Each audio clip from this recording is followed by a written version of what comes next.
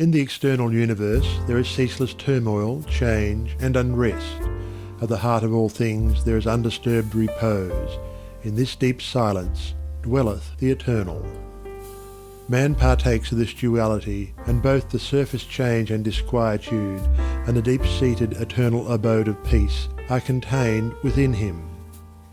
As there are silent depths in the ocean which the fiercest storm cannot reach, so there are silent holy depths in the heart of man which the storms of sin and sorrow can never disturb. To reach this silence and to live consciously in it is peace. Discord is rife in the outward world, but unbroken harmony holds sway at the heart of the universe. The human soul, torn by discordant passion and grief, reaches blindly toward the harmony of the sinless state, and to reach this state and to live consciously in it is peace. Hatred severs human lives, fosters persecution, and hurls nations into ruthless war. Yet men, though they do not understand why, retain some measure of faith in the overshadowing of a perfect love. And to reach this love and to live consciously in it is peace. And this inward peace, this silence, this harmony, this love is the kingdom of heaven, which is so difficult to reach because few are willing to give up themselves and to become as little children. Heaven's gate is very narrow and minute. It cannot be perceived by foolish men, blinded by vain illusions of the world. E'en the clear-sighted, who discern the way and seek to enter, find the portal barred and hard to be unlocked. Its massive bolts are pride and passion, avarice and lust. Men cry, "Peace, peace," where there is no peace, but on the contrary discord, disquietude and strife. Apart from that wisdom which is inseparable from self-renunciation, there can be no real and abiding peace. The peace which results from social comfort, passing gratification, or worldly victory is transitory in its nature and is burned up in the heat of fiery trial. Only the peace of heaven endures through all trial, and only the selfless heart can know the peace of heaven. Holiness alone is undying peace. Self-control leads to it, and the ever-increasing light of wisdom guides the pilgrim on his way. It is partaken of in a measure as soon as the path of virtue is entered upon, but it is only realized in its fullness when self disappears in the consummation of a stainless life. This is peace, to conquer love of self and lust of life, to tear deep-rooted passion from the heart, to still the inward strife. If, O reader, you would realize the light that never fades, the joy that never ends, and the tranquility that cannot be disturbed, if you would leave behind forever your sins, your sorrows, your anxieties and perplexities, if, I say, you would partake of this salvation, this supremely glorious life, then conquer yourself. Bring every thought, every impulse, every desire into perfect obedience to the divine power resident within you. There is no other way to peace but this, and if you refuse to walk it, your much praying and your strict adherence to ritual will be fruitless and unavailing, and neither gods nor angels can help you. Only to him that overcometh is given the white stone of the regenerate life, on which is written the new and ineffable name.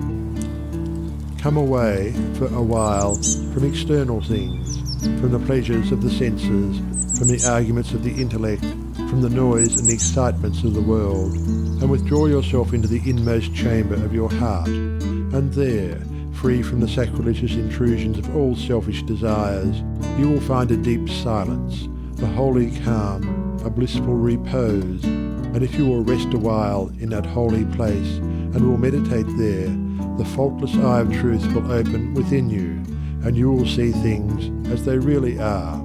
This holy place within you is your real and eternal self.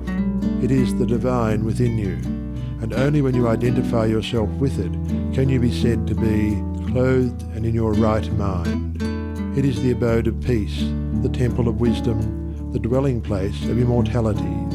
Apart from this inward resting place, this mount of vision, there can be no true peace, no knowledge of the divine, and if you can remain there for 1 minute, 1 hour, or 1 day, it is possible for you to remain there always. All your sins and sorrows, your fears and anxieties are your own, and you can cling to them or you can give them up. Of your own accord you cling to your unrest. Of your own accord you can come to abiding peace. No one else can give up sin for you. You must give it up yourself. The greatest teacher can do no more than walk the way of life for himself and point it out to you. You yourself must walk it for yourself. You can obtain freedom and peace alone by your own efforts, by yielding up that which binds the soul and which is destructive of peace. The angels of divine peace and joy are always at hand, and if you do not see them or hear them and dwell with them, it is because you shut yourself out from them and prefer the company of the spirits of evil within you. You are what you will to be, what you wish to be, what you prefer to be. You can commence to purify yourself, and by so doing can arrive at peace, or you can refuse to purify yourself and so remain with suffering. Step aside then, come out of the fret and the fever of life, away from the scorching heat of self, and enter the inward resting place where the cooling airs of peace will calm, renew, and restore you.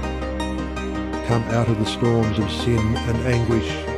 Why be troubled and tempest-tossed when the haven of the peace of God is yours? Give up all self-seeking, give up self, and lo, the peace of God is yours. Subdue the animal within you, conquer every selfish uprising, every discordant voice. Transmute the base metals of your selfish nature into the unalloyed gold of love, and you shall realize the life of perfect peace. Thus subduing, thus conquering, thus transmuting, you will, O reader, while living in the flesh, cross the dark waters of mortality and reach that shore upon which the storms of sorrow never beat, and where sin and suffering and dark uncertainty cannot come. Standing upon that shore, holy, compassionate, awakened, and self-possessed, and glad with unending gladness, you will realize that never the Spirit was born, the Spirit will cease to be never. Never was time it was not. End and beginning are dreams. Birthless and deathless and changeless remaineth the Spirit forever. Death hath not touched it at all, dead though the house of it seems. You will then know the meaning of sin, of sorrow, of suffering, and that the end thereof is wisdom. Will know the cause and the issue of existence.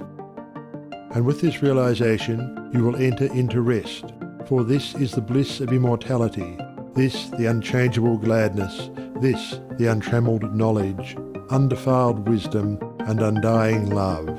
This, and this only, is the realization of perfect peace. O thou who wouldst teach men of truth, hast thou passed through the desert of doubt? Art thou purged by the fires of sorrow? Hath ruth the fiends of opinion cast out of thy human heart? Is thy soul so fair that no false thought can ever harbour there? O thou who wouldst teach men of love, hast thou passed through the place of despair?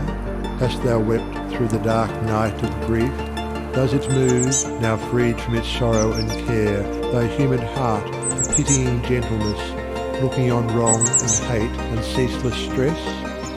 O thou who wouldst teach men of peace, hast thou crossed the wide ocean of strife?